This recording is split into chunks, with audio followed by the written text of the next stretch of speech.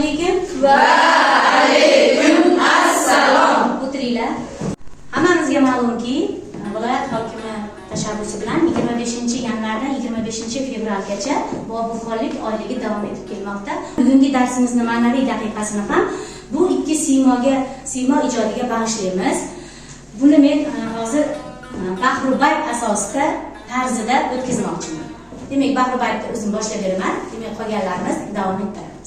Charxning men ko'rmagan jabru jafosi qoldimu, xasta ko'nglim chekmagan dardu balosi qoldimu, meni xor etdi-yu qildi muddaiga parvarish, dahridun parvardin o'zga muddaosi qoldimu. Har kimki vafo qilsa vafo topqusidir, har kimki jafo qilsa jafo topqusidir. Yaxshi kishi ko'rmagan yomonlik hargiz, har kimki yomon bo'lsa jazo topqusidir. Mehr ko'p ko'rsatdim, ammo mehriboni topmadim. Jon berib jonon topdim, ammo jonon topmadim. Ishq yo'lida necha yil ko'nglimni qurbon ayladim. Ko'nglimni oldilar, ammo dilbar inson topmadim.